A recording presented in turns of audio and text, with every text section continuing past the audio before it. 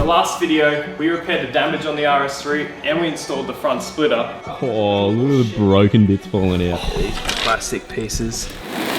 And in today's video, we'll be installing Eibach lowering springs and a flush fitment spacer kit. The RS3 really is an incredible car as it is in its stock form, and there really are only a few areas where this car lacks. One of those areas is the fitment, and in today's video, we will be fixing it. The Eibach springs that we have will drop the car by about 25mm both front and rear, and for the spacer kit we've gone 12.5mm in the front and I believe 15mm in the rear. From what I've heard online, this setup should be perfect and there should not be any rubbing. But today, we find out that that is not necessarily true.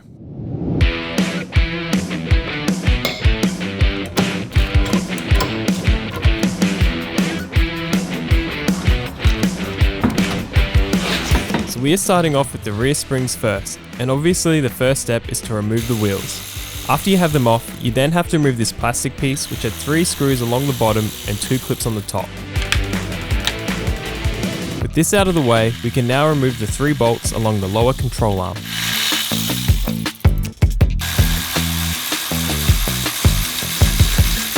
Gee, it's a long bolt. Oh, it is, eh? Oh, it is huge. We did also use the jack to support the rotor so that it wouldn't drop once all the bolts were out.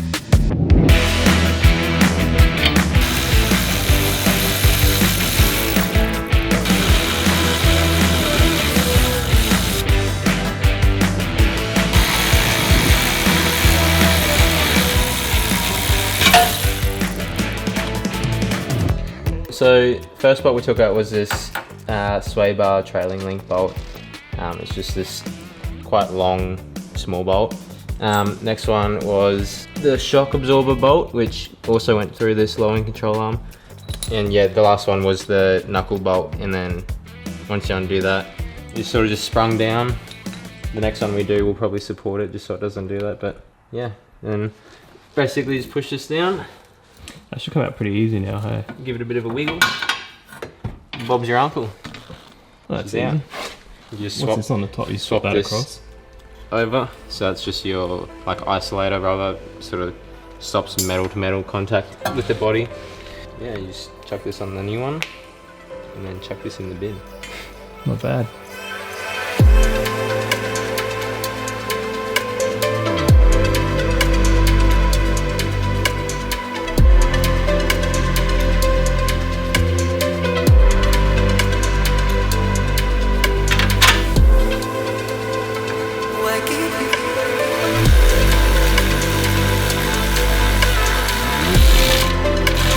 Installing the new spring is fairly easy. Once the spring was in, we just used the jack to lift the lower control arm into place and refit the 3 bolts. 1 down, 4 to go. Now we just repeat the same steps for the other side.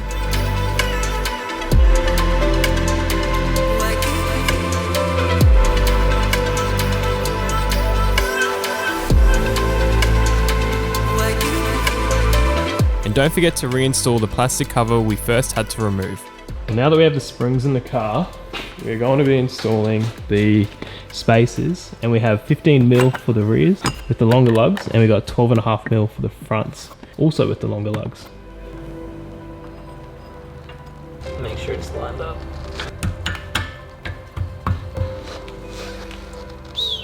Alright, well that was easy.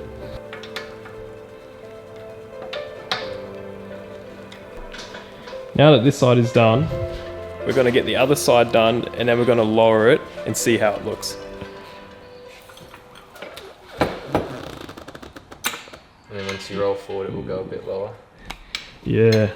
Currently, visually it doesn't look like there is much, but coming at it from another angle here, we'll do a better look at the end once we've got the fronts done, but even the spaces, you can already see it sitting a lot more flush with the fender already. Oh, that does look better. I didn't even think about that. When we put it down, I was too busy looking at the how much it was lowered, but that's sitting way better. Did you see it before? Before it was sitting like it looked like it was sitting like an inch in. Such a gap. You can definitely tell it's definitely sitting much wider. 15mm to be exact. 15mm. It honestly looks like more than 15mm. Yeah, it looks good. I'm happy with that. A good practice is to torque your lug nuts, or in this case lug bolts. As I've grown wiser and older, I've learnt to do it.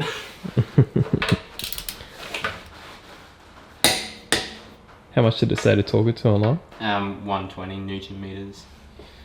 Alright.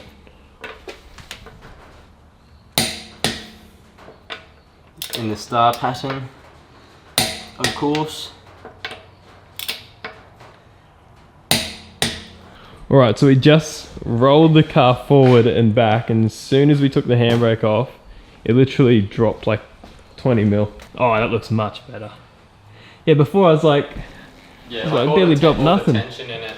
Yeah. Like it just keeps it up, but as soon as you roll it forward, it all releases it. It's mad. Yeah. Heaps better. That's what you wanted. Oh, that looks good. Look at that. There's not even a finger in there. On an angle, maybe. Honestly. Looks good. Now that the back's done, we're moving to the front. What we're going to do, because we don't have the right equipment to be able to get the spring off the shock, we're actually just going to remove the shock. We're going to take it to a mate's shop in town, and he's going to use the machine that he needs to get the shock, to get the spring off the shock, and then we'll come back and reinstall it here and then see how it looks when it's all done.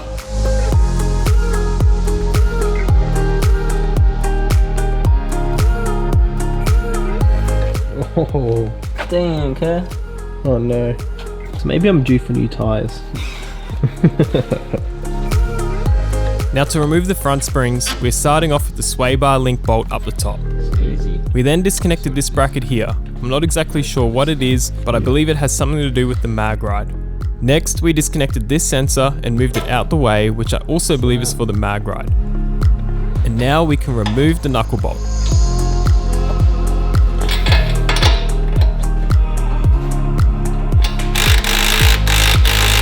We didn't have the right bit for this bolt, but Ezra worked his magic and was still able to get it out.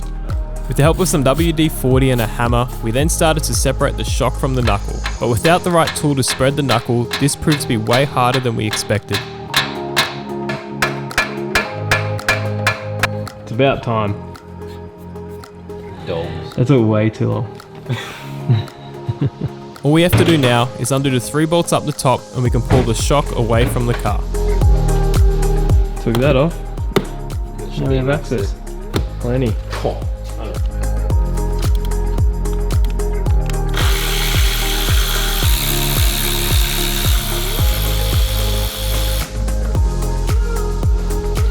And there we have it. It's a boy! The actual process isn't bad, it's just getting that shock to come off of that knuckle. The design of this, it's just got the single bolt, which sandwiches this opening closed onto the shock. And then yeah, I was just trying to lever it apart because there's still a fair bit of tension, like keeping it onto the shock body, but yeah, just trying to lever it open with what we had and some taps, and it eventually came off, and do the same for the other side.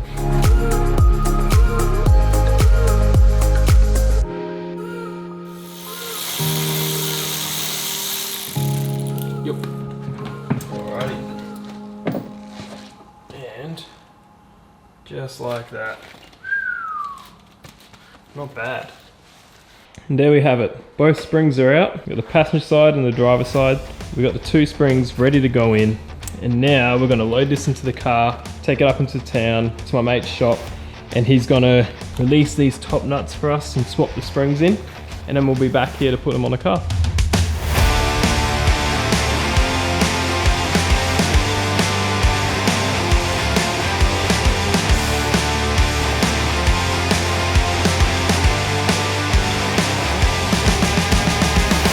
So we didn't end up filming the process at the shop, swapping the springs out on the struts, but they're already done. And we've also already gone ahead and installed the one on the other side off camera, but we'll film this side so that you guys can see the process. So of course we start by reattaching the bolts up top. Then we set up the jack to lift the lower control arm so that we could slide the shock back into the knuckle. This can be tricky, but we found that if you slowly lift the jack and move the knuckle back and forth, the shock slowly slid into the knuckle, and again we used a bit of WD-40. Now do up the knuckle bolt, connect the sway bar link, connect the mag ride sensor, and don't forget the 10mm bolt on the bracket below. Before mounting the wheels, we attached the 12.5mm spacer and then refitted the wheels with the longer lugs provided in the spacer kit. Now it is time to drop the car and see how it looks.